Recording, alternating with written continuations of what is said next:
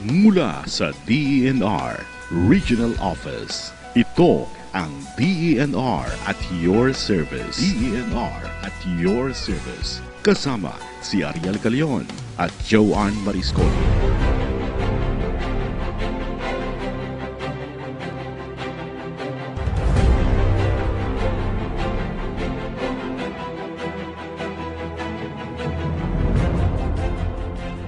Isang makakalikasang pagbati sa mga ginigiliw naming taga-subaybay. Muli naririto ang inyong programa, DENR at Your Service, na maghahatid sa inyo ng mga balita at pangyayari sa loob at labas ng kagawaran ng Kapaligiran at Likasyaman o DENR. Ito po ang inyong lingkod, Ariel Calion, na nagsasabing ang paglilinis ng ating tahanan ay kunting abala, subalit laking ginhawa. Kung mahal natin ang ating pamilya, at may malasakit tayo sa susunod na henerasyon, pangangalagaan natin ang ating kalikasan.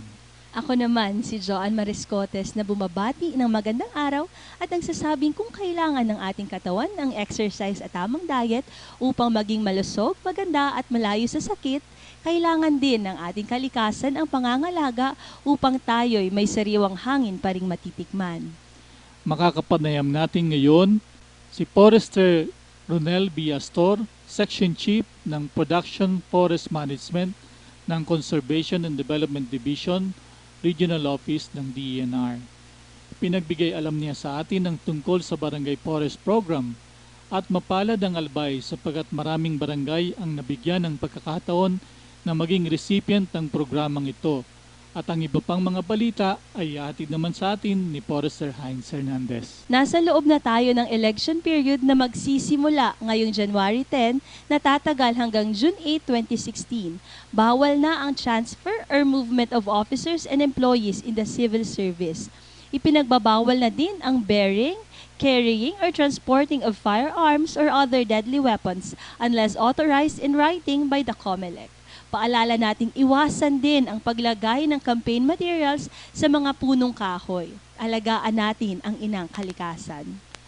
The campaign period for candidates for President, Vice President, Senators, and party list groups ay magsisimula sa February 9 hanggang May 7, 2016, habang ang members of Congress, elective regional, provincial, city, and municipal officials ay magsisimula sa March 25 hanggang May 7, 2016. Mahigpit na ipinagbabawal ang paglalagay ng mga campaign materials sa mga lugar na nakakasira ng kalikasan. Ang Mangrove and Beach Forest Program ay proteksyon laban sa daluyong ng dagat. Makiisa tayo sa programang ito upang magkaroon tayo ng panangga laban sa bagsik ng kalikasan. Ang Barangay Forest Program naman ay kaisa rin sa adhikain na magbigay ng proteksyon sa bawat barangay na kasama rito. Kaya samahan ninyo kami sa loob ng 1 oras upang ating mabatid ang mga kaganapan sa loob at labas ng ating kagawaran ng Kapaligiran at Likasyaman. Ito ang ating programa, DENR at your service.